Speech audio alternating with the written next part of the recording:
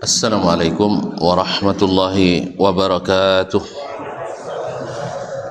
Innal hamdalillah nahmaduhu wa nasta'inuhu wa nastahdi wa nastaghfiruhu wa natubu ilaih wa na'udzu billahi min shururi anfusina wa sayyiati a'malina. May yahdihillahu fala mudilla lahu wa may yudlil fala hadiya lahu. Asyhadu an la ilaha illallah wahdahu la syarika lah wa asyhadu anna Muhammadan abduhu wa rasuluh la nabiyya wa la rasula ba'dah. Ya ayyuhalladzina amanu taqullaha haqqa tuqatih wa la tamutunna illa wa antum muslimun. Ya ayyuhan nas ittaqu rabbakum alladhi khalaqakum min nafsin wahidah wa khalaqa minha zawjaha wa batha minhuma rijalan katsiran wa nisaa wattaqullaha alladhi tasaaluna bihi wal arham innallaha kana 'alaikum raqiba. Ya ayyuhalladzina amanu taqullaha wa qulu qawlan sadida yuslih lakum a'malakum wa yaghfir lakum dhunubakum wa may yuti'illaha wa rasulahu faqad faza fawzan 'azima. Amma ba'du, fa inna asdaqal hadithi kitabullah wa khairal hadi hadi Muhammadin sallallahu alaihi wasallam wa syarrul umuri muhdatsatuha wa kullu muhdatsatin bid'ah wa kullu bid'atin dalalah. Bapak dan ibu-ibu, saudara-saudara dan saudari kaum muslimin dan muslimat, al-hadirin wal hadirat wal musyahidin wal musyahidat, jemaah Masjid Asy-Syuhada yang saya muliakan, yang saya hormati, yang saya cintai, ataupun yang menyaksikan melalui media dimanapun berada. Alhamdulillah, kita bersyukur kepadanya diberikan nikmat sehat sempat. Mudah-mudahan juga dengan ikhlas tulus karena Allah Subhanahu wa taala.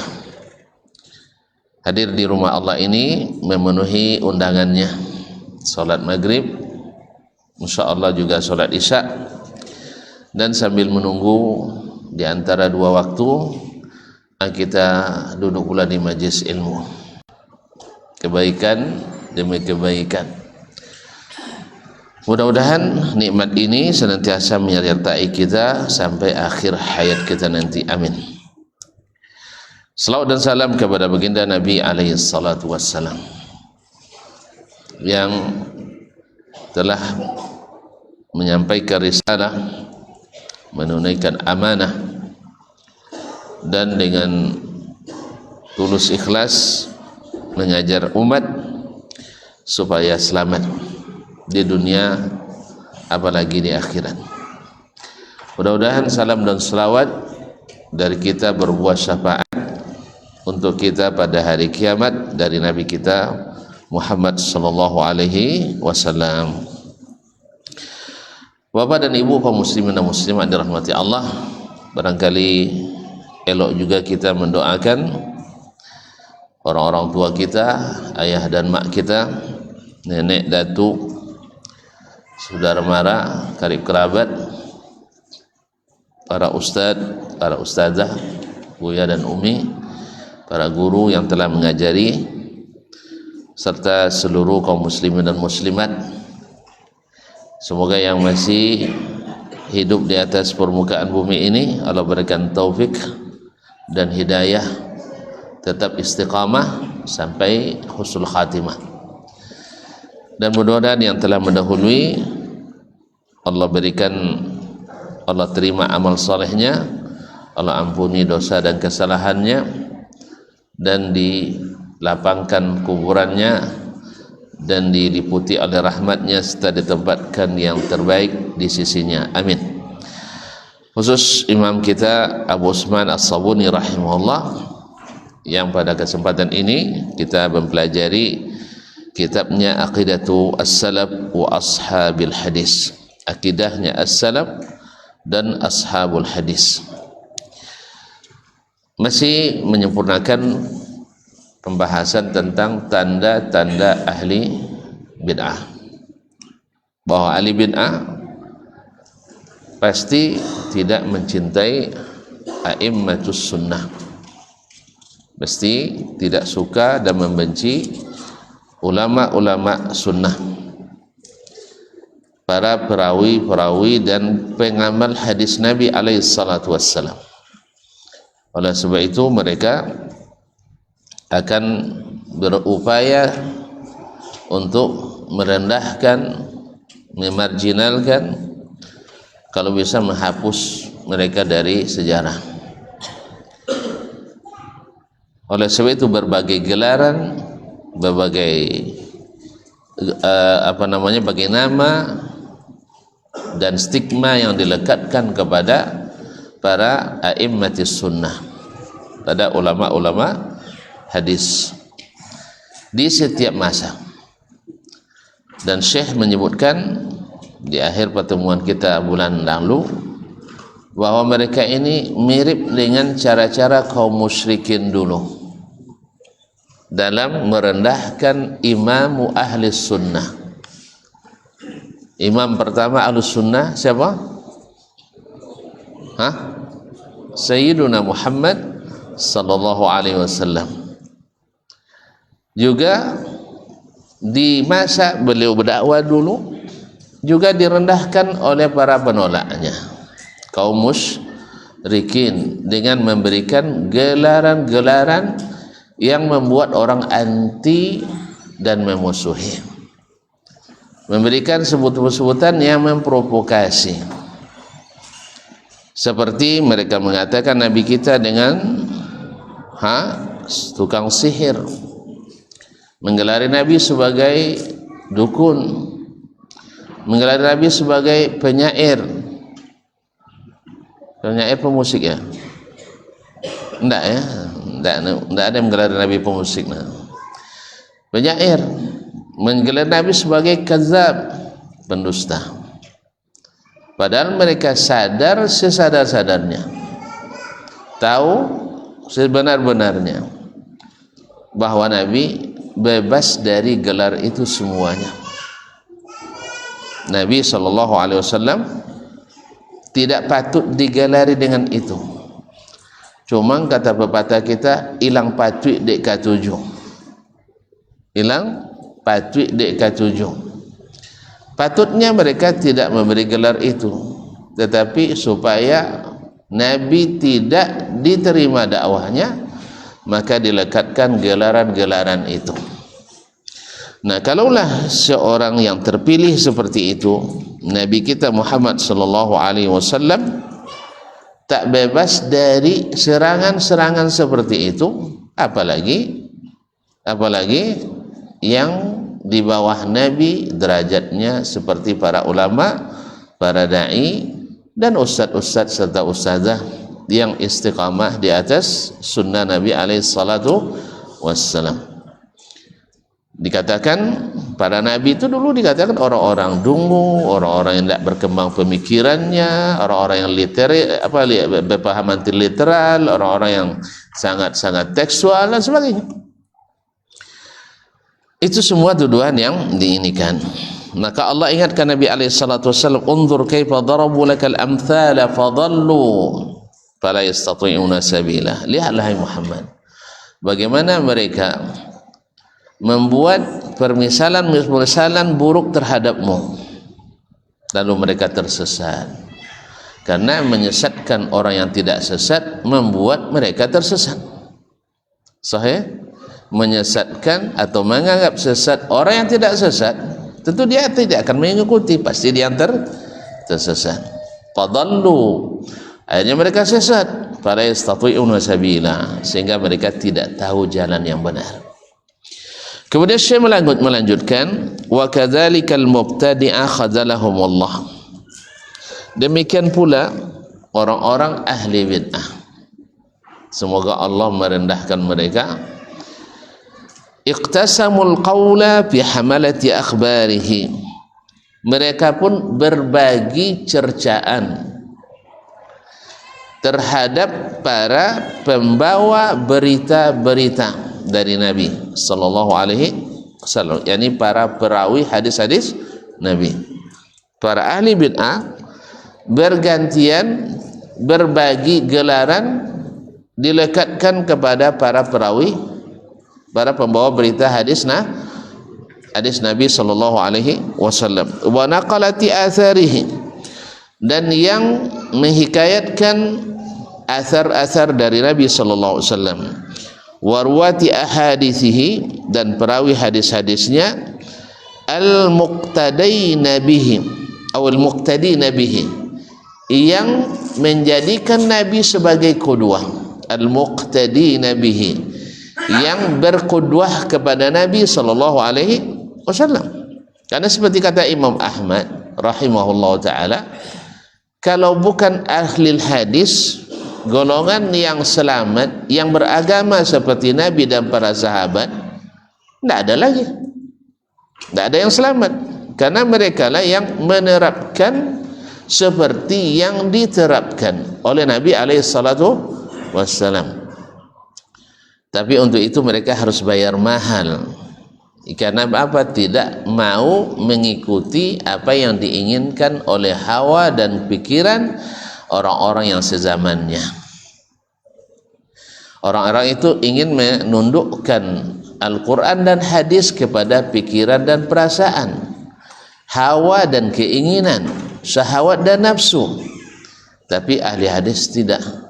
Mereka tetap kokoh dengan hadis Nabi alaihi salatu wassalam, seperti yang dipaksakan oleh mereka kepada ahli hadis, ya, seperti Imam Ahmad, seperti Yahya bin Ma'in, Ahmad bin Nasr al-Marwazi, Ishaq al-Buwaiti, dan lain-lainnya, dipaksakan oleh mereka untuk mengikuti pemikiran, dan mereka bertahan untuk tetap dengan apa yang diriwayatkan, apa yang diriwayatkan.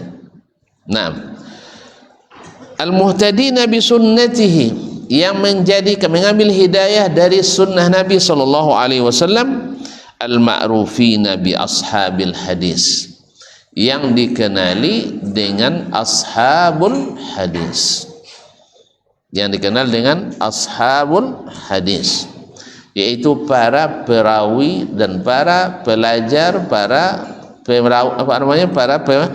pembawa hadis. Fasammahum ba'duhum hasyawiyah, sebagian mereka menggelari ahli hadis dengan hasyawiyah. Apa makna hasyawiyah kemarin? Hasyu itu adalah kulit-kulit atau kulitnya. Jadi hasyiah itu yang orang luar-luarnya, bagian-bagian luarnya. Makanya disebut para para pasukan yang menjaga para raja, para pejabat, disebut dengan hasyiah, yaitu bagian yang mengawasi. Di mana Allah tak penjaga dalam tu dulu. Nah, di luar. Nang di luar aja tak faham apa di dalam tu lebih kurang. Hasyiah. Makanya hasyiatul kitab, catatan kaki, footnote atau catatan samping atau catatan akhir, endnote, itu bukan isi daripada buku. Jadi ahli hadis itu tidak paham inti agama. Yang mereka paham hanya kulit-kulit agama. Yang paham intinya siapa? Itulah ahlu al-falsafah dengan ahlu tasawuf, yaitu ahli filsafat dengan ahli tasawuf. Nah, ahli tasawuf. Gimana tidak? Mereka akan mengatakan kepada ahli hadis seperti itu, karena mereka yang mengatakan para nabi itu hanya sampai ke pantai saja. Tahu pantainya? Kalau tuan-tuan tak pandai berenang, sampai pantai bisanya kan? Kalau syekh-syekh dan wali-wali sampai ke dasar laut. Masya Allah. Jadi pandailah wali-wali itu berenang daripada Nabi dan Rasul. Kalau lah Nabinya ikutan awak Nabi itu ya. Nabi sampai ke pantai tolak dia awak. Hah? Antum sampai tidak makanya wajar mereka mengatakan bahwa ashabul hadis adalah hasyawiyah, orang-orang pinggiran, orang-orang picisan, orang-orang puritan. Sebutlah banyak gelaran lagi, sah? Jadi mereka wajar mengatakan bahwa kita ini orang-orang yang sempit wawasannya, tidak berkembang pemikirannya. Sahih. Betul kan? Betul kan? Tonton sempit pemikirannya. Weh, Anda. Ya. Ma'asyiral kiram dirahmati Allah. Ini klaim. Sebab ketika dibuktikan berhadapan langsung, orang-orang yang mengatakan bahwa ahli hadis adalah orang-orang yang sempit pemikirannya, tidak punya wawasan berpikir, ketika dihadapkan langsung nampak mana yang sempit, mana yang sempit, mana yang lapang itu. Dulu Hafs al-Fard, seorang pentolan Jahmiyah mutakallimin, menganggap ashabul hadis tidak akan pandai berdiskusi dan berdialog. Datang Syafi'i, patah lidah dibuat ada Syafi'i. Jalan, walaupun awalnya ashabul hadis aguji ke Syafi'i. Apa dek belajar lebih fikih gini nya. Minta maaf juga ya. Banyak jawab kadang kalau tidak sama guru curiga aja langsung kan ya. Iya ndak. Ngaku aja lah. Wait and see banyak. Jadi ngaku aja lah. Mana belajar situnya. Jadi Syafi'i sendiri awalnya oleh ashabul hadis agak diragukan, tapi setelah Syafi'i tampil membela hadis, membela sunnah, botan tu dan mereka san perlu je contoh Syafi'i ko awaknya nya. Botan lu masang pikiran seperti Asy-Syafi'i dibutuhkan. Makanya Imam Ahmad rahimahullah, walaupun dia ke Mekah untuk mencari Ibnu Uyainah, seorang ulama hadis besar, guru Imam Syafi'i lagi, tapi kalau sebuah Imam Syafi'i tinggal majlis orang ini ada. Inya duduk di majlis Imam Asy-Syafi'i yang masih muda belia. Alasannya apa? Sufyan bin Uyainah memang senior riwayat hadis, tetapi kalau pikiran Syafi'i ini tidak kita tuntut sekarang, tidak akan kita dapatkan pada orang lain. Ya, sebab pemahaman itu bukan riwayat.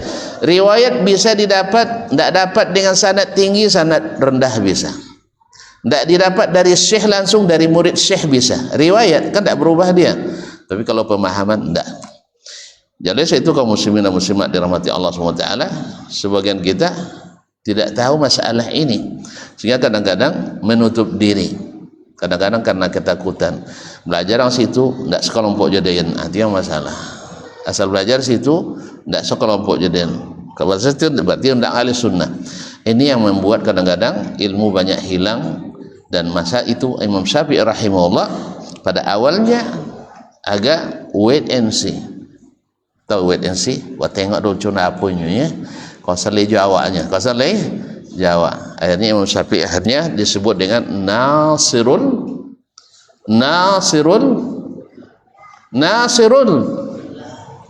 Allah biar Nasirul man, Nasirul hadis, Nasirul sunnah, sebagai pembela hadis dan pembela sunnah. Ma'asyiral kiram. Jadi demikian pula ketika Ahmad bin Abi Du'ad Al-Mu'tazili, yaitu orang nomor 1 Mu'tazilah, ahli logika nomor 1 di masa itu, dengan jabatan yang super, yaitu Ketua Mahkamah Agung, yang bisa mengemudikan seluruh hakim dan qadhi di seluruh negeri untuk mengeluarkan keputusan mahkamah bahwa Ahmad bin Hanbal sesat menyesatkan. Masya Allah. Siapa yang ahli sunnah? Hah? Enggak. Antum kini punya. Di masa itu siapa yang ahli sunnah? Woi. Di mata pemerintah siapa yang ahli sunnah? Aswaj. Al-Mu'tazilah. Yang berpemahaman Mu'tazilah. Apa sebab? Sebab pembisik khalifah dari Al-Ma'mun sampai Al-Mutawakkil, Al-Ma'mun, Al-Amin, Al-Mu'tasim, Al-Mutawakkil dibisikin oleh Ahmad bin Abi Du'ad Al-Mu'tazili, dan dia yang memegang keputusan qada di seluruh negeri Islam, sehingga Ahmad bin Hanbal diputuskan sebagai aliran sesat menyesatkan, padahal beliaulah yang sebenarnya imamu ahli sunnah bila munaza'ah. Tapi apa boleh buat, pemerintah waktu itu begitu, karena memang ahli hawa itu selalu nempel pada kekuasaan. Nah, karena mereka tidak punya kekuatan kecuali itu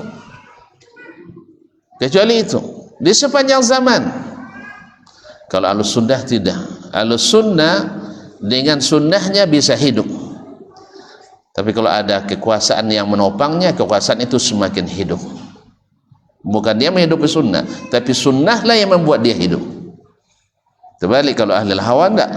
Hawa itu enggak bisa hidup kecuali dengan topangan penguasa. Ma'asyarul kiram. Ketika dipertemukan, Imam Ahmad sebenarnya enggak mau untuk bermunazarah. Cuman karena diperintahkan oleh waliul amri, dia siap. Ayo. Pas subhanallah, baru nampak siapa yang pikirannya sempit, siapa yang pikirannya lapang. Ternyata yang menuduh itu yang sempit, ternyata yang dituduh itu yang lapang. Gimana tidak? Yang dituduh sempit menguasai pemikiran orang itu dan menguasai sunnah Nabi alaihissalatu wassalam. Yang ini pikirannya dia sendiri juga tidak selesai, ditambah lagi juga tidak tahu tentang ilmu Al-Quran dan sunnah Nabi alaihissalatu wassalam. Jadi Al-Quran saja tidak bisa dia pahami dengan benar. Misalnya dia katakan, apakah Al-Quran itu syai'un, sesuatu? Dijawab oleh Imam Syafi'i, iya. Bukankah sesuatu bentuk benda? Kata Imam Syafi'i, iya. Kenapa memang? Kalau benda berarti makhluk, tidak mesti. Kalau syai' tidak mesti benda, tidak mesti makhluk.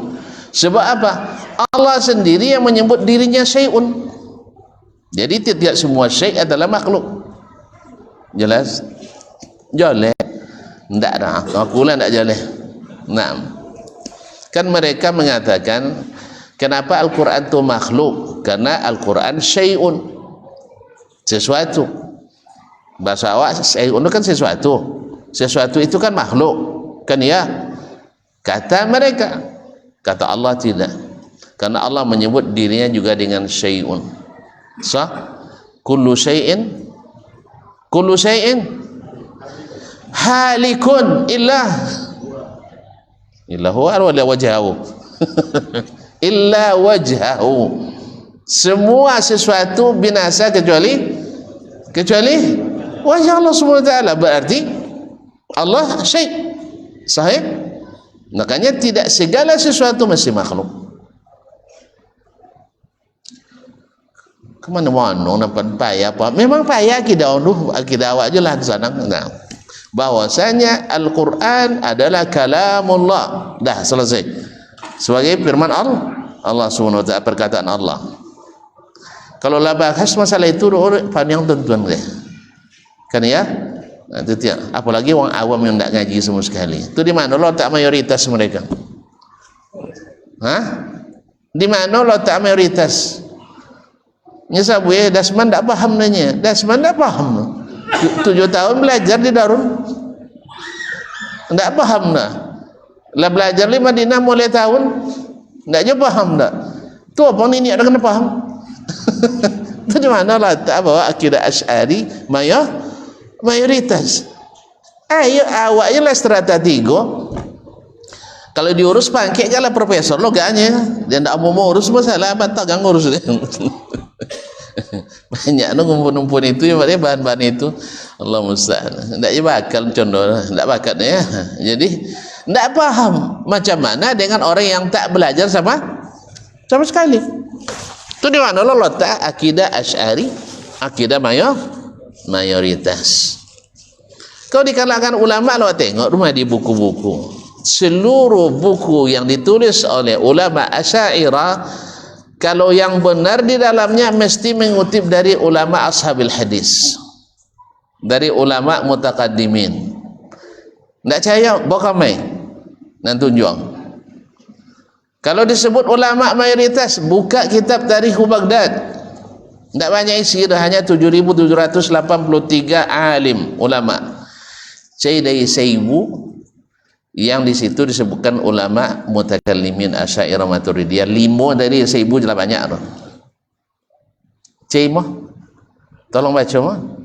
Sampai boleh jilid kitab ndak panjang. Ya, 7.783 orang ulama ditulis Al-Khatib Al-Baghdadi 463 dari 1000 dari 7.000 dari 1000 cai 5 Asy'ariyah dan Maturidiyah kaya mayoritas tidak akan ditemukan. Sebab pada asalnya mereka al-mutakallimin al-Asy'ariyah wal-Mu'tazilah wal-Jahmiyah di kalangan Ahlus Sunnah tidak dianggap ulama. Mereka hanya sekedar pemikir. Sama hari ini sebenarnya filosof ulama atau bukan? Ahli filsafat ulama atau bukan? Enggak, cuman karena masuk dalam majlis ulama akhirnya jadi ulama.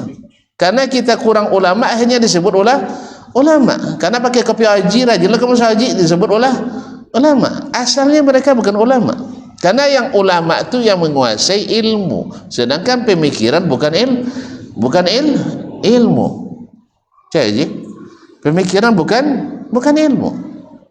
Pemikiran itu pengalaman, analisa, bisa benar bisa salah. Kalau ilmu ndak dari Al-Quran dan sunnah Nabi alaihi salatu wassalam. Jadi oleh itu kaum muslimin dan muslimat dimati Allah SWT, mereka selalu mengatakan hasyawiyah, orang-orang yang hanya ngerti kulit. Tapi ketika dihadapkan dengan imamnya, imamnya alid dalal dengan imam alus sunnah, nampak ternyata hanya pepesan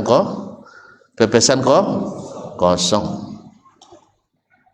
Jadi istilahnya yang dituduh ada Imam Ahmad tak ngerti kasan ninyo ndak dapat menjawab cik ju. Dikira adanya Imam Syafi'i yang tak faham kasan ninyo nan patali lidah. Imam Syafi'i menguasai Quran, menguasai hadis, menguasai pemikiran. Imam Ahmad menguasai Al-Quran, menguasai hadis, menguasai pemikiran. Mereka hanya menguasai pemikiran. Baca Quran ya tapi sesuai pemikiran. Kalau Imam Ahmad membaca Quran tetapi sesuai yang dipahami Nabi dan para sahabat. Makanya di dalam pemikiran Mu'tazilah, Ahlul Kalam akan terjadi pertentangan-pertentangan yang banyak. Kenapa? Tidak mengikuti sunnah Nabi alaihissalatu wassalam. Sedangkan dalam pemahaman Nabi tak akan ada pertentangan karena dia mendapatkan bimbingan wahyu. Jelas? Contoh konkret aja lah. Kan kau doa sabui mah. Kau doa sabui. Ya Allah nya kata yang tunjuk noh. Atau tanya doang di mana Allah Taala buya salah sannya. Hanya buat alasan lah. Dan nunjuk tadi nunjuk untuk memuliakan Allah. Maksud Allah tinggi martabatnya. Tapi ni ada ya Allah minta je. Ala buat alasan bau kiblat doa itu adalah langit. Itu dia. Itu hadis. Kenapa dia sabu imam? Ketika Zainab mengatakan zawajanillahu min fawqi sab'i samawat, aku dinikahkan oleh Allah dari atas langit ke-7. Wa zawwajakunna ahlukunna, kalian istri Nabi yang lain dinikahkan oleh wali-wali kalian sendiri. Saya dinikahkan Allah dari atas langit. Ada datang kawan lah. Indah Allah dari langit dodo mukasui suwe nikahnya. bezo pada surat nikah yang lain di Lauhul Mahfuz. Tiyo dia bila lainnya pekokian. Di mana dia dapat berita itu? Bisa percaya, bisa kita percaya berita gaib tapi tak datang dari Al-Quran dan hadis. Bisa percaya? Hah? Pasti dari setan. Sah? Kalau dari setan boleh sasek. Kalau dari setan boleh sasek. Oleh itu Ummul Mukminin mengatakan saya dinikahkan Allah dari atas langit. Berubah jadi Allah jadi surat nikah. Tak sama sebut surat nikah dari Bunda Zainab dah weh. Allah yang menikahkan hambanya sesuai dengan ayat, sesuai dengan apa yang dibahasakan. Kan tak sesuai dengan ayat, tak sesuai karena Allah kan mengatakan Allah di atas langit. Fitrah juga mengatakan Allah juga di atas. Al-Quran hadis mengatakan di atas semuanya. Yang pernah kata mengotong Allah di atas. Sah? Siapa di antara manusia umat kau yang pernah kata? Rasulullah. Inya buat Allah di atas. Siapa yang tahu turun ke bawah naik kata? Malaikat. Inya nyebut Allah di atas. Non di atas dia bawa. Non nyebut inya di atas. Non nyebut non tidak. Siapa? Non tak pernah kata. Tak pernah kata nyebut Allah tak di atas. Mana tentu dah. Itu namanya tadi tongkau. Ya. Labwe Al-Quran nyabun, labwe hadis menyabun, labwe ulama salaf menyabun. Tak jamu dah. Asal itu atau tuduh dah awak non tak ngerti. Tak ngerti. Bocoror. Asal itu mengklaim bahwa mayoritas umat Islam tidak mengakui Allah di atas. Tetian tahu mungkin ini di kampung-kampung lain, di negara-negara lain melalui kawan tahu mungkin ini apunya sabi Allah di mana nya. Sodo-sodo senuan Cina di hati junya ge. Australia di hati junya Allah Taala roh. Ini kampung kah? Ndak nanlah belajar filsafat dah. Nah, itu di mana letaknya? Nya ndak sekenek 95% umat Islam adalah mengikut mazhab ahlis sunnah wal jamaah, tapi tidak ikut sunnah Nabi alaihi salatu wasallam. Ba boleh cara ahli sunnah di siko ki mazhab, ahli sunnah di sitan ko imam. Tu apa cara? Bila kan bersatu umat ini. Makanya ahli sunnah itu satu, yaitu mengikut Nabi alaihi salatu wasallam sesuai dengan pemahaman as-salaf saleh. Lazan doang. Tuan tak apa capek no. Awak lu mulai lazan. Oh je. Hah? Jam itu 15 minit sebelum azan besok.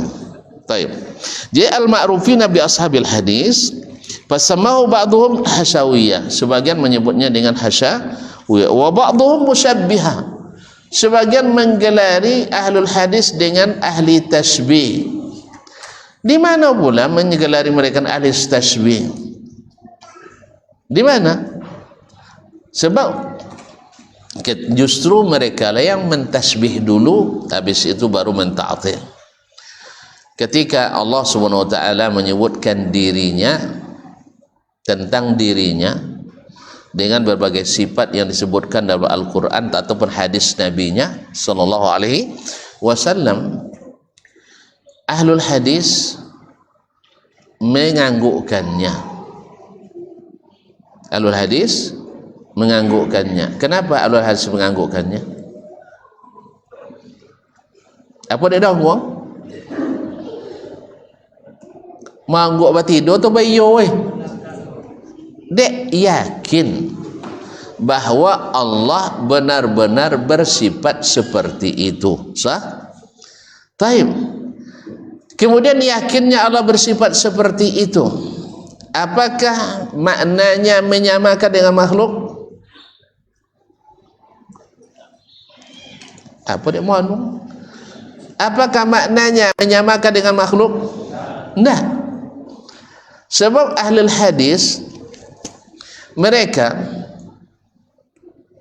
ketika disebut Allah Subhanahu wa taala memiliki satu sifat, namanya sama dengan sifat makhluk, tidak pernah membayangkan makhluk.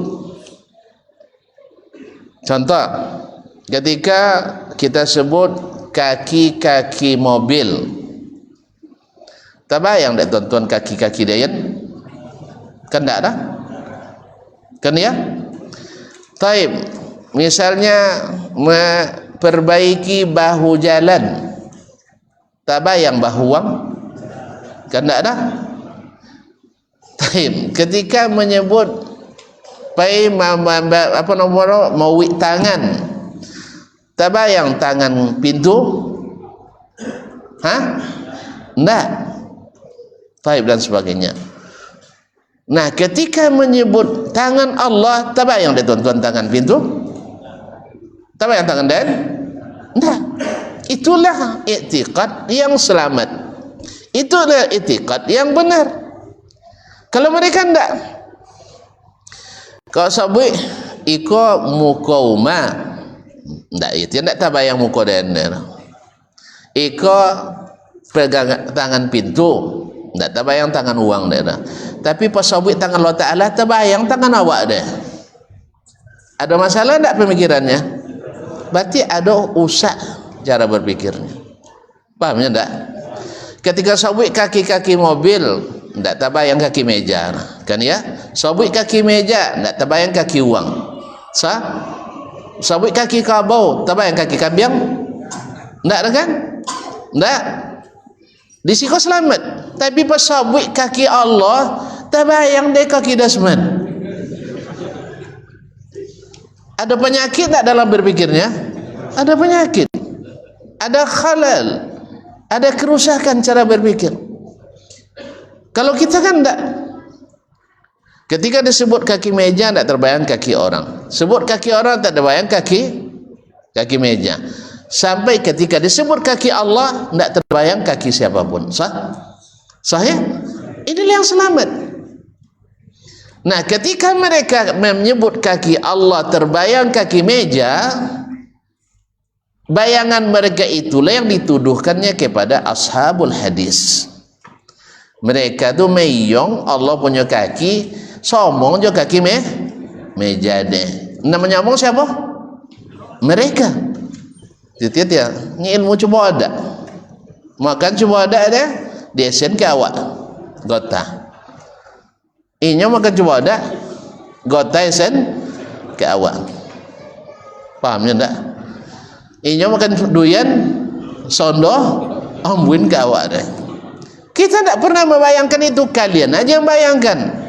Sehingga tidak ada dikenal di dalam mazhab ashabul hadis yang namanya tasbih, yang namanya ta'wil, yang namanya tafwid. Tidak ada. Justru ahlul kalam lah yang mempunyai mazhab ini. Dan antara tafwid dengan ta'wil dua hal yang bertentangan. Ahli tafwid mengafirkan yang ta'wil, ahli ta'wil mengafirkan yang mufawwid. Kalau jujur bermazhab Asy'ariyah Maturidiyah, antara tafwid memusuhi yang musyabbih, muawwil memusuhi yang mufawwid. Nah, cuman kinilah bakawan boleh nya sesama sesat tak boleh saling menyesatkan. Antara mufawwid itu melarang menafsirkan, yaitu menakwilkan, dan orang yang menakwilkan menyesatkan orang yang mutafwid. Maturidiyah sebagian mereka mengkafirkan Asy'ariyah. Asy'ariyah sebagiannya menuduh Asy'ariyah sebagai syakkakin, orang yang ragu. Itu apa lah cambo menyabui bahwa akidah sunnah yang benar adalah Asy'ariyah dan Maturidiyah. Kaliannya lu salah saya lah. Kan tak salah saya pula. Itu kalau kamu ikut mereka Maturidiyah bongi Asy'ariyah. Kalau ikut Asy'ariyah bongi Maturidiyah. Jeleh, tapi kalau ikut sunnah bongi sodo. bongi sodo. Biarlah. Karena memang yang selamat itu hanya satu, yaitu jalan sunnah Nabi alaihi salatu wasallam. Azan dulu ya. Udah masuk? Masuk waktu? Azan dulu.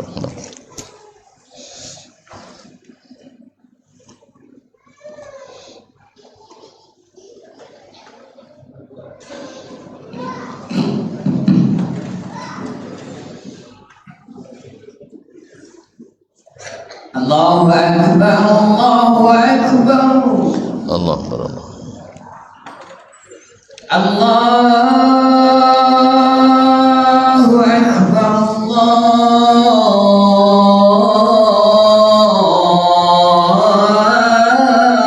Akbar. Asyhadu an la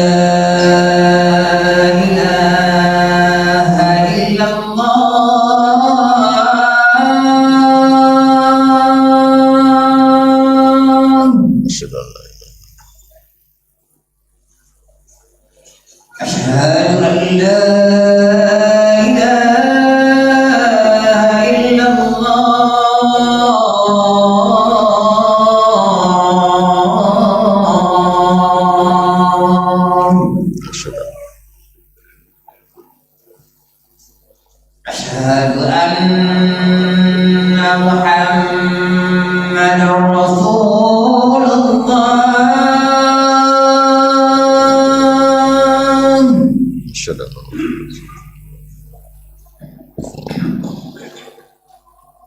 أشهد أن محمدا رسول الله.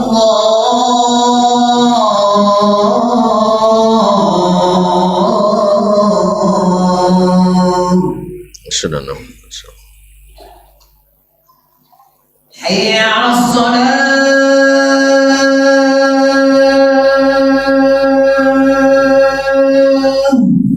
لا حول. حي على الصلاة.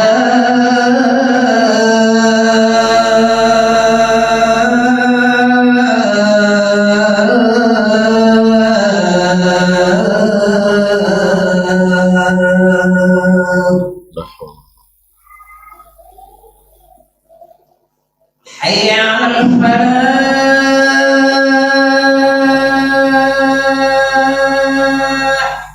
لا حول.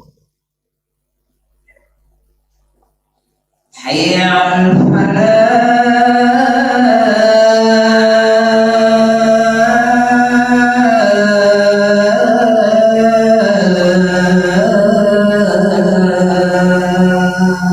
لا حول. الله أكبر، الله أكبر. الله الله. لا إله إلا الله. ونشهد أن لا إله إلا الله. اللهم رب هذه الدعوة التامة والصلاة القائمة. Masyaallah kiram, kaum muslimin dan muslimat dirahmati Allah. Jadi mereka memberikan gelaran-gelaran di antaranya hasyawiyah wa ba'dhum musyabbihah, sebagian menggelari al-sunnah dengan musyabbihah. Ternyata tidak, justru mereka yang dihantui oleh tasbih tadi kemudian mentaktil. Kalau kita tidak, ya Allah Subhanahu wa taala memiliki sifat-sifat yang disebutkan oleh Al-Qur'an tanpa harus sama dengan sifat makhluk. Wa ba'dhum nabita, ada pula yang menggelari mereka dengan nabita, itu orang Syiah menyebut katanya nabita, orang-orang yang baru tumbuh, orang-orang yang baru tumbuh tunas. Wa ba'dhum nasibah, sebagian menggelari dengan nasibah, yaitu memusuhi Ahlul Bait. Alhamdulillah kita mencintai Ahlul Bait. Adapun para dajjal, para penipu, para pemalsu, ya tidak. Walaupun walaupun dia sedara dengan Nabi, tapi kalau tidak mengikut Nabi, wala karamah. Karena Abu Lahab adalah sedarah dengan Nabi, Abu Talib adalah sedarah dengan Nabi, bahkan melindungi Nabi alaihissalatu wassalam. Abu Lahab memusuhi Nabi, maka tabbat yada Abi Lahab. Apalagi yang datang jauh-jauh setelah Nabi alaihissalatu wassalam, dan yang diajarkannya adalah bertentangan dengan apa yang diajarkan Nabi alaihissalatu wassalam. Nah, nasallallahu alaihi wasallam. Karena darah itu tidak menjamin kita dalam hidayah. Suku juga tidak menjamin bahwa kita selalu berada dalam kebenaran. Syekh, buya, kiai, orang tua juga tidak menjamin kita. Jaminannya adalah Al-Quran dan Sunnah Nabi alaihi salatu wassalam. Kemudian wa ba'dhum jabriyah, ada yang menyebut kita jabriyah, yaitu menyerah sebegitu saja kepada takdir. Wa ba'du wa ashabul hadis isamatun min hadhil ma'ayib. Padahal ahlul hadis bebas dari segala aib yang disebutkan itu. Tidak musyabbihah, tidak jabriyah, tidak nabitah, tidak nasibah, apalagi hasyawiyah. Masa orang yang menggunakan Al-Quran dan hadis semuanya tahu kulit-kulit saja, padahal Al-Quran dah yang memberikan ilmu yang lebih mendalam. Sahih? Sedangkan pikiran-pikiran itulah yang memberikan kesesatan semakin dalam. Al-Quran tak, ilmunya orang yang dengan Al-Quran lebih mendalam.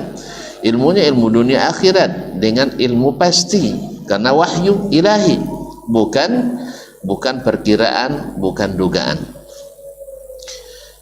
Bariyatun zakiyatun naqiyah, bebas, bersih, bersih dan suci dari semua gelaran yang menyesatkan itu. Walaisu illa ahlus sunnatil mudhiyyah, mereka tidak lain kecuali ahlus sunnah yang bercahaya, wassiratil mardiyah, dan menempuh jalan hidup yang diridai, wassubulis sawiyah, dan mengikuti jalan-jalan yang lurus, wal hujajil balighatil qawiyah, dan hujjah yang sampai serta kokoh. Qad waffaqahumullahu jalla jalaluh, Allah yarhamukallah, Allah benar-benar telah memberikan mereka taufik littiba'i kitabih, untuk mengikuti kitabnya. Karena yang mengikuti Al-Quran itu yang mengimani beritanya, yang melaksanakan perintahnya, yang menjauhi larangannya, yang beradab dengan akhlak dan adabnya. Itulah yang taat pada Al-Quran. Adapun orang yang ketika diperintah beralasan, ketika dilarang bikin modus, ketika disuruh berakhlak dia mengutamakan kearifan lokal, adat dan tradisi nenek moyang, lalu menjadikan mereka yang paling sunnah, menjadikan mereka yang paling taat pada Al-Quran dan hadis. Mau dimanakan yang taat-taat itu? Jelas ya? Disuruh ini, lain yang dibuat, dilarang ini, dikerjakan pula dengan modus. Sahih? Yang banyak merubah-rubah aturan agama karena mereka mentakwil dalam akidah. Benar kan?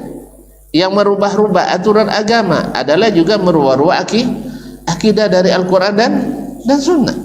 Yang lemah dalam pengamalan adalah mereka-mereka yang juga lemah dalam keyakinan. Allah ingin membangun keyakinan kita dari wahyu, mereka ingin membangun akidah dari pendapat-pendapat Pak Wahyu. Allah musta'an. Kaum muslimin dan muslimat dirahmati Allah SWT, maka Allah benar-benar telah memberikan taufik kepada ahli hadis littiba'i kitabih, mengikuti kitabnya, wa wahyi dan wahyunya, wa khitabihi dan perintahnya, wa tiba'i aqrabi awliyaihi, dan mengikuti wali Allah yang paling dekat kepadanya. Siapa? Rasul sallallahu alaihi wasallam. Inilah wali yang sewali-walinya. Kan tak tahu wali-wali mana dibuat, meninggalkan wali yang paling dekat. Wali yang paling dekat melarang antum untuk bertawasul ke orang mati. Akan tak bertawasulnya lebih sering pada orang mati daripada orang hidup. Hidup boleh ada, tak ada arah, tapi lah matinya boleh minta doa ke kita. Terbalik. Pada yang diajarkan oleh Nabi dan para sahabatnya, mintakan doa di masa hidupnya. Coba ketika Nabi memberitahukan tentang Uwais ibn Amir Al-Qarni, apa kata Nabi? Bertawassullah kalian menyebut namanya, gitu. Pesan Nabi kepada sahabat, kalau ada seorang hamba Allah yang mustajab doanya namanya Uwais Al-Qarni. Apa kata Nabi waktu itu? Minta berdoa kepada Allah menyebut namanya, gitu. Hah? Sebut kemuliaannya, gitu. Enggak, apa kata Nabi?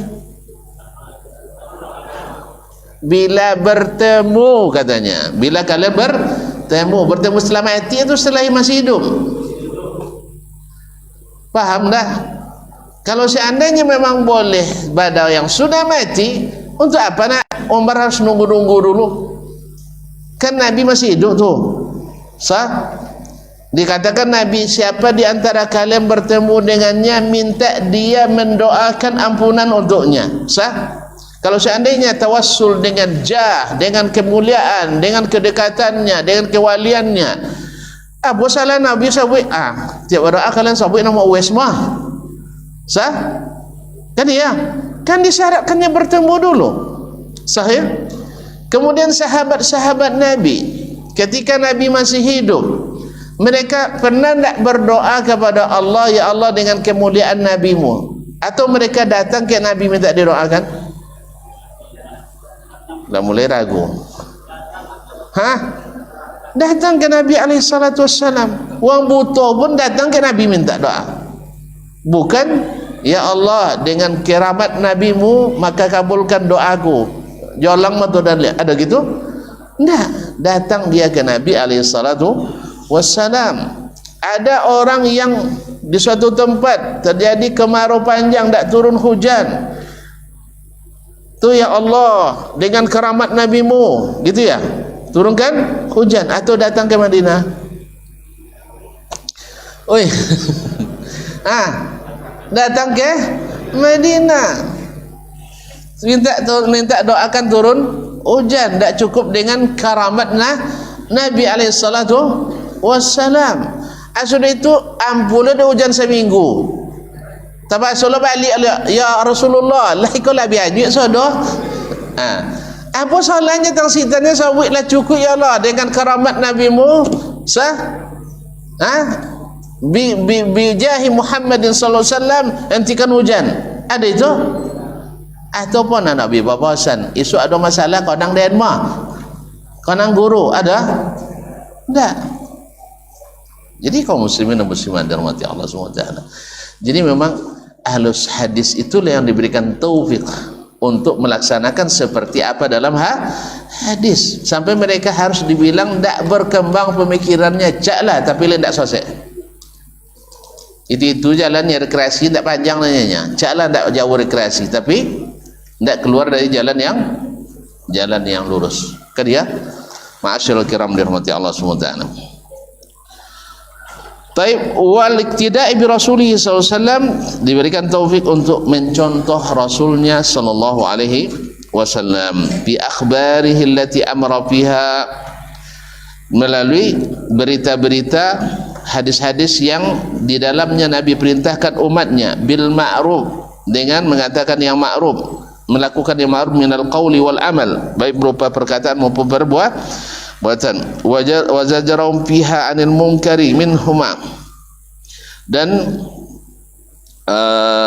Nabi SAW menegah mereka dari kemungkaran.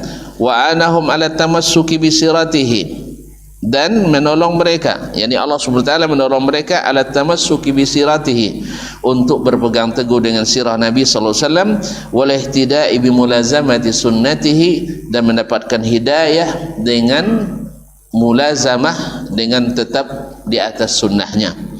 Wa ja'alahum min atba'i aqrabi awliyaihi, dan jadikanlah ahli hadis termasuk pengikut terdekat hambanya atau walinya yang paling dekat, yaitu Muhammad sallallahu alaihi wasallam. Wa akramahum wa azzahum alaihim, dan menjadikan mereka orang yang paling mulia, yang paling berharga di sisinya. Wa syaraha sudurahum limahabbatihi, dan Allah lapangkan dada mereka untuk mencintai nabinya. Wa mahabbati aimmati, untuk mencintainya. Wa mahabbati aimmati syariatihi, dan mencintai imam-imam syariatnya. Wa ulama'i ummatihi, dan ulama-ulama umat Nabi Muhammad SAW. Wa man ahabba qauman fahuwa ma'ahum yaumil qiyamati, barang siapa yang mencintai suatu kaum maka pada hari kiamat dia akan bersama mereka bihukmi qauli Rasulullah SAW, sesuai dengan konsekuensi dari perkataan Rasulullah SAW, al-mar'u ma'a man ahab, orang itu akan bersama dengan orang yang dia cintai. Kalau yang kita cintai adalah Nabi Muhammad SAW, maka mudah-mudahan kita dibangkitkan bersamanya nanti. Tapi kalau mencintai Aristoteles, seperti yang disebut oleh Ar-Razi dalam tafsirnya, disebutnya dengan Al-Imamul A'zam, imam terbesar. Siapa? Aristoteles. Wih, Buya Razi tadi, bukan yang hidup, yang penulis tafsir. Dia menyebut Aristoteles sebagai imam besar. Berarti akidahnya diambil dari mana? Dari mana? Kalau kita, imam kita Muhammad sallallahu alaihi wasallam. Jadi imamnya Ahlussunnah itu dimanapun sama. Nak di Indonesia, nak di Malaysia, nak di Afrika, nak di Arab, nak di Amerika, nak di Australia, nak di Papua Nugini, nak di Eskimo, kutub utara, kutub selatan, selama masih menjadi Ahlus Sunnah, imamnya adalah Sayyiduna Muhammad sallallahu alaihi wasallam. Tidak nunggu dulu orang taubat dulu di tahun abad keempat. Ini kan ada sampai imam akidahnya Abul Hasan Al-Asy'ari. Berarti selama sebelum itu tidak ada imam Ahlus-Sunnah ni ya. Weh, kosong ya, tidak ada imam Ahlus-Sunnah sampai la taubat dulu Abul Hasan Al-Asy'ari. Nyampe 40 tahun selesai, sudah itu taubat. Sudah itu bawa ada imam Ahlus-Sunnah. Tidak lucu loh. Tidak lucu. 30 tahun tidak ada imam Ahlussunnah dah. Sampai lahir Abul Hasan Asy'ari setelah taubat pula dari kesesatan Mu'tazilah. Sampai 40 Mu'tazilah sudah taubat jadi Kullabiyah. Sudah itu bau ikut mazhab as-salaf. Itu pun tidak diakui oleh para pengikutnya. Sebab menurut para pengikutnya yang sekarang tu as-salaf itu adalah yang Allah bersifat 20 itu yang salaf tu katanya. Dan pada nanggu Abu Bakar mau hafal sifat 20 sah. Justru yang kita lihat dari riwayat-riwayat, akumulasi semua riwayat, bahwa para sahabat menyebut sifat Allah itu sangat banyak, yang sesuai dengan Al-Quran, sesuai dengan hadis, sesuai dengan kenyataan, sesuai dengan fitrah. Jelas tu kosong tu imam. Maka ini adalah suatu pernyataan yang menyesatkan sekali, bahwa ada imam setelah tahun 3 Hijriyah, nyewafat 324. Sebelum itu tidak ada imam ahlis sunnah dah. Oleh sebab itu makanya ingat kaum muslimin, imam Ahlus Sunnah itu adalah sang pemilik sunnah itu sendiri. Siapa? Rasulullah sallallahu alaihi wasallam. Kemudian beliau telah mempraktikkan sunnahnya secara aplikatif. Jadi kalau nak tengok ahli sunnah, riwayat kaum seperti apa mereka bersama Nabi alaihi salatu wasallam, itulah ahli sunnah. Keyakinannya buka semuanya riwayat dari Nabi, dari para sahabat, seperti apa mereka berkeyakinan tentang Allah. Maka akan kita temukan bahwa ashabul hadislah yang mengikuti dengan konsisten, yang mengikuti dengan benar, bukan ahlil kalam. Ahlil kalam gilo-gilo menolak ikojo kan dia, kan jago menolak. Kalau ahlul hadis jago bisa sudah kalau hadis lawan menolak tentu manemo tu dia manon bagak wang nemo tu dagak menolak. Weh, manon hebat wang mau nemo tu wang mau menolak. Apa dia mau nemo?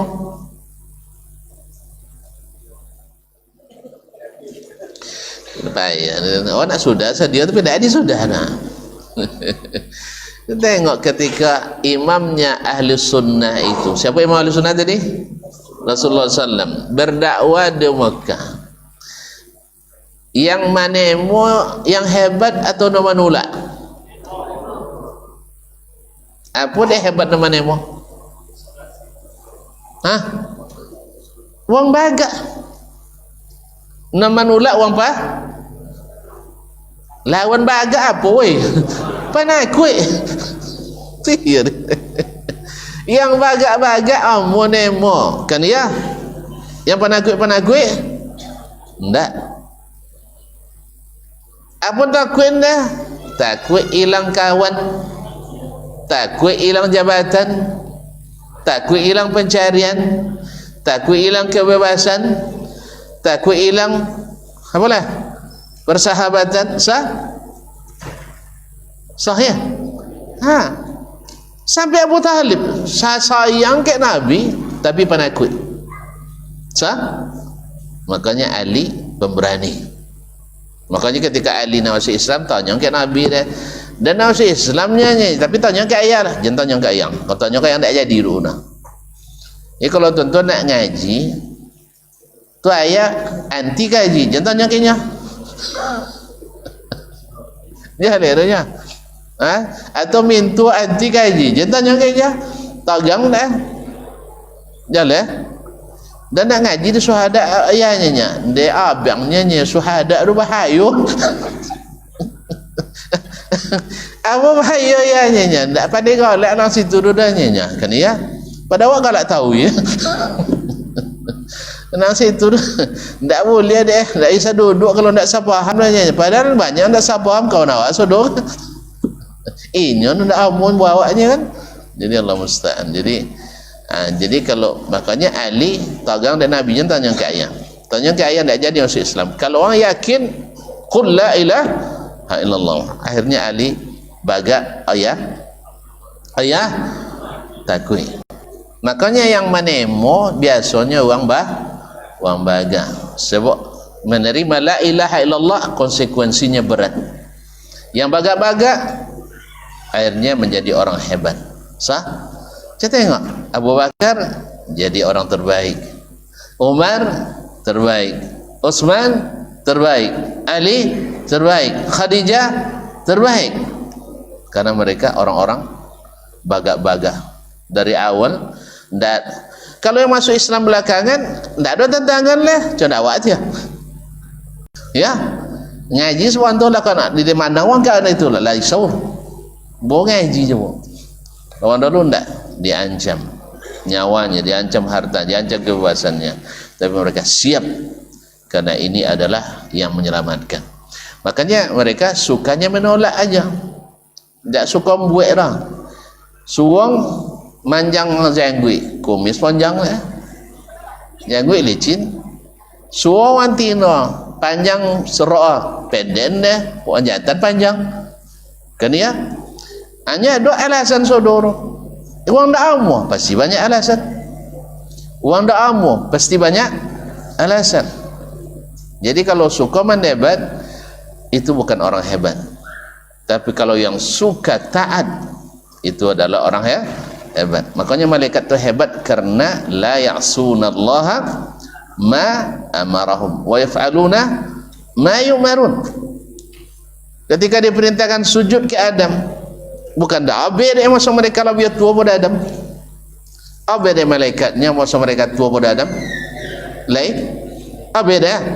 Lain. Tentu dia mereka terbuat dari cahaya, Adam terbuat dari tanah. Lain. Tu apa dia amuja sujud? Yang tak tangkau. Tak tangkau. Orang hebat. Orang hebat itu taat perintah. Sahih. Wih. Orang hebat itu taat perintah. Kalau uang yang tak hebat suka menyanyah. Sahih.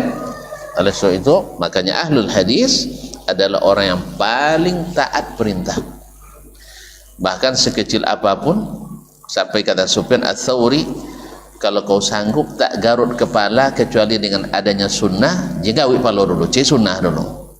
Sampai begitu mereka. Kalau mereka enggak, sunnah rumahnya. Kalau sunnah kan enggak perlu banu dah, kan ya.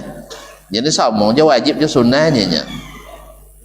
Ada dulu awal-awal ketika wajibkan anak awak misalnya solat berjamaah ke masjid, iya kau banu dia kajiannya, kan ya, kan ya. Kan sunat rumah apa diwajib-wajibkan pula. Ketika dia suruh anak pakai apa namanya, pakai kerudung panjang, alun cadar boleh kerudung panjang, apa dia mubazir juga. Yang lo panjang kan walau biar kain tu. Yang nak tujuh dia kuduk lah selesai, kan ya. Jadi sabui mubazir nih, sabui mubazir tu celana apa dia panjang mubazir juga. Kok tren kok. Jadi memang banyak alasan kaum muslimin dan muslimat. Makanya itu tidak ada di kalangan alul hadis. Alul hadis itu kalau dapat sami'na wa ata'na. Makanya mohon maaf ya, ketika nanti tuan-tuan akan terkaju nanti ketika sebagian ulama as-salaf seperti Imam Ahmad, kalau dibaca nanti riwayat seolah-olah anti dengan fikih. Maksud beliau fikih di situ bukan belajar fikih yang disebut oleh Nabi, bukan, tapi adalah membahas masalah-masalah yang belum terjadi, itulah dibuat hukum. Pahamnya? Andainya nanti tinggal di bulan, buka memakan situ, apa hukum pajak situ? Itu ada guna? Ada guna? Atau misalnya bapa cara soal matahari situ tidak nampak dah sekali kecuali 2 jam. Oleh sebab itu apa cara nak berwuduk, apa cara nak salat? Perlu tak perlu dah. Jalan weh ada kan tuan kebaikan Mars kan tak ada dah, tak ada dah kan. Makanya dia lah sampai gambar susuk lah bau atau lah tinggal di bulan tu ada seulama menjawabnya. Itu yang dimaksud oleh beliau. Apa sebab? Karena yang seperti ini menghabiskan waktu untuk sesuatu yang tidak berguna. Imam Ahmad ingin ilmu itu syeknya rabi, syek. Duanya rabi, dua. Itulah yang sebenarnya ilmu. Orang ni tidak, syeknya rabi, tidak tahu dirinya. Jadi akhirnya mengaku pula sebagai ahli sunnah sejati. Sedangkan menerapkan sunnah tanpa bid'ah sebagai ahli sunnah abal. Nasallallahu alaihi wasallam. Mudah-mudahan Allah mantapkan hati kita dengan berpegang teguh kepada manhajnya ahli hadis yang benar-benar mengikuti sahibul hadis, yaitu Rasulullah sallallahu alaihi wasallam, sehingga imam mereka tidak lain dan tak bukan, tidak lain dan tak bukan dan tak berbilang kecuali hanya Rasulullah sallallahu alaihi wasallam. Yang lain-lain itu adalah mesti mengikutnya. Kalau tidak ikut selamat tinggal. Kalau tidak ikut Nabi selamat tinggal, kita ikuti yang Nabi alaihi salatu wassalam. Jangan tu debat pula berarti Imam Syafi'i tak tahu tu sunnah ada ni kan. Itu debat jipaji nomor. Itu debat jipaji. Saudara paham bahwa Imam Syafi'i itu paham sunnah. Cuman dalam masalah-masalah tertentu mungkin dalil selain beliau lebih kuat daripada dalil yang dikemukakan oleh beliau, dan itu wajar sekali. Dan beliau pesankan itu, bila bertentangan ijtihad saya dengan dalil, tinggalkan pendapat saya, ikuti dalil. Antum aja masuk-masuk kami mengikutinya dalam segala halnya. Nah, Imam Syafi'i sendiri nogang, awak di posor kan ya. Makanya Imam al-Sunnah adalah Rasulullah sallallahu alaihi wasallam. Terima kasih dan mohon maaf, sampai jumpa kembali insyaallah di lain waktu. Wallahu ta'ala alam wa sallallahu ala nabiyyina Muhammad wasallam. Wassalamualaikum warahmatullahi wabarakatuh.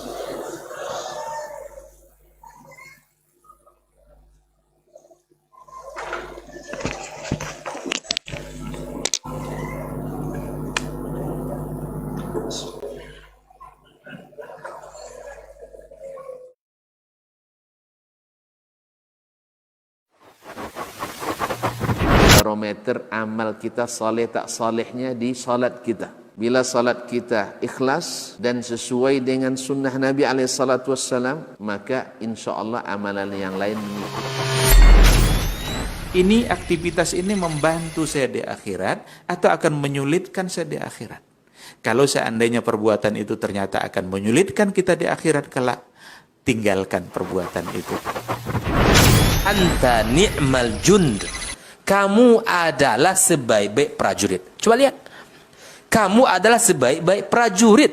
Maka tujuannya adalah menghancurkan kehidupan rumah tangga.